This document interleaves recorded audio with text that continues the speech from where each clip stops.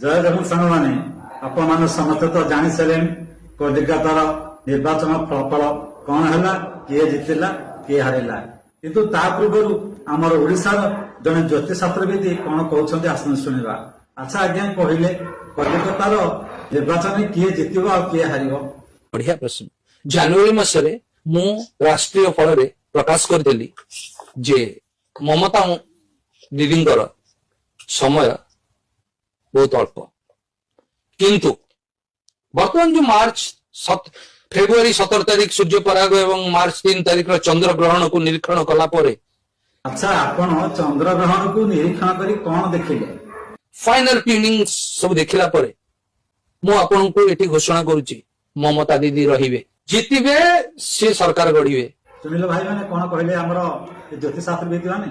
ଆରେ ଭାଇ ତୁମର ଟିକେ ଜ୍ଞାନ ନାହିଁ, କାହିଁକି ମିଡିଆ ଆଗକୁ ଆସୁଛ ଆଉ ଲୋକମାନଙ୍କୁ କେମିତି ଭୁଆଁ ବୁଲଉଛ, ଆଉ ଏ ଶସ୍ତା ମିଡିଆ ବାଲା ତୁମର ବି ଇଣ୍ଟରଭ୍ୟୁ ନଉଛନ୍ତି। ଠିକ ତୁମ ଭଳିଆ କେତେଟା ଲୋକ ସକାଶେ ଓଡ଼ିଶାର ନାଁ ତଳକୁ ଯାଉଛି।